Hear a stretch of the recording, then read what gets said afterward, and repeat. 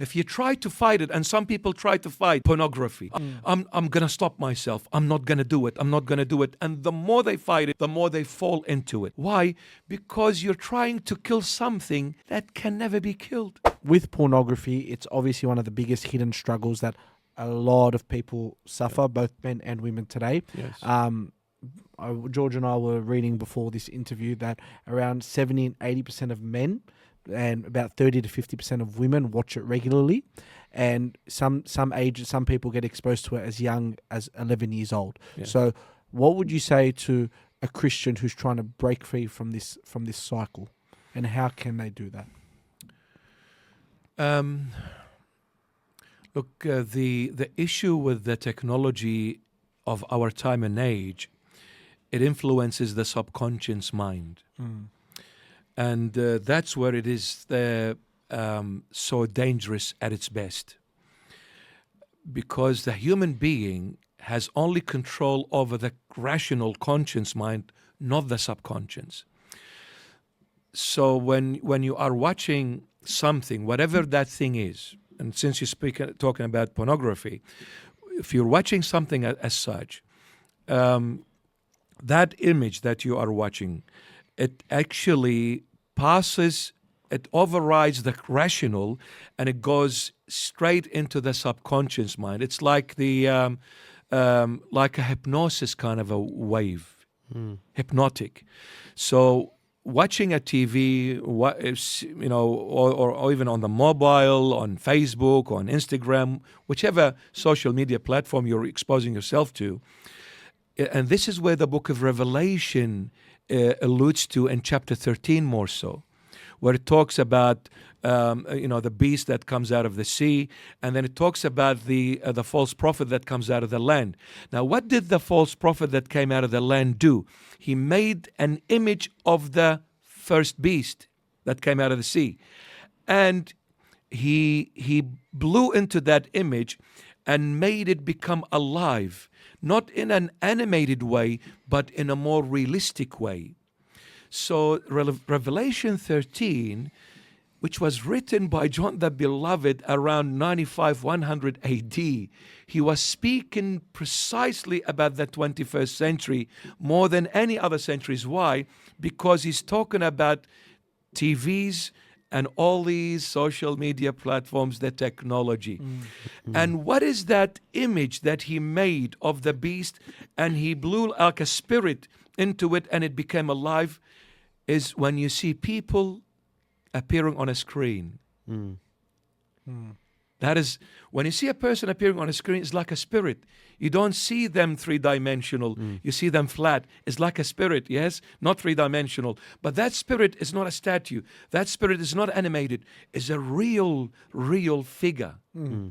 So John the Beloved was saying Satan will use technology in the end of times to brainwash people. You see, TV, when it began in 1947 in America, it was black and white, and it was only 2 Christian channels.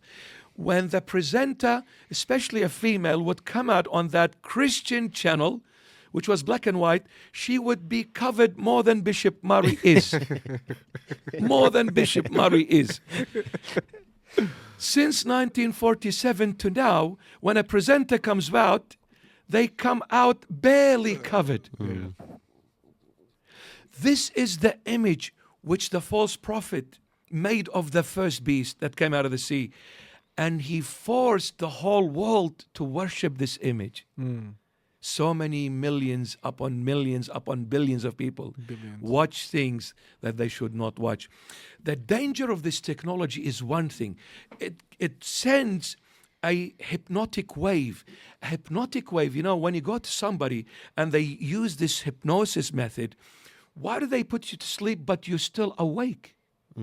You're asleep but you're alert. When they talk to you, you talk to them. You're not asleep. Why? Because they control your subconscious mind. They've shut down your rational mind for a moment. This technology, it does that hypnotic approach exactly. So those waves that come out of those screens, they go directly and surpass the rational straight to the subconscious mind. Now, since we don't have, as human beings, direct control to the subconscious, it begins to shape, form, and mold the subconscious mind, yet we have no control over that. The more we expose ourselves to things we should never expose ourselves to, the more it starts shaping the subconscious. Guess what? After a little while, the subconscious eventually it will have to pour itself into the rational. When it pours itself into the rational, you are controlled by what the subconscious reveals to the conscience. You can't stop it. So dangerous. So when it does that, the rational will do what the subconscious just gave it. So what you watched, you will implement literally. And that's why people go to the wrong places for the wrong reasons, because they watched it. Now they are practicing it physically, literally. And this is where St. Paul talks about this so beautifully in his epistle to the Romans chapter 12, when he says, "My brethren, I beseech you to offer your bodies as a living sacrifice." And then he says, "Do not be conformed to the world." What is the world? Evil. And why is it evil? Because the world is placed in the bosom of Satan. In the Greek translation, it is not placed in Satan, in his bosom. Not Satan is in control, but it is in the bosom of Satan, meaning he's embracing the world. You know, when you sit and you embrace something, you are so in control, you're so comfortable, that's it, you've got it. You don't need to work hard anymore. It is sitting in your lap. That's what Satan has done to the world. So he will put every poison to the world because he is the old snake. What do you get out of a snake? Nothing but poison. Technology is used in the 21st century by Satan to poison the subconscious mind of every human being. So St. Paul says, do not be conformed to the world. Don't be like the world, but rather transformed. And then the question is, St. Paul, how do I get transformed? How do I change from a worldly being into a spiritual being? How do I come out of this sick, filthy, evil world, St. Paul? He says, but rather be transformed by the renewing of your mind. Because that's where it all started. It started in the mind. You must go back to the mind by the renew of your mind. Now, the word renew is a compounded word.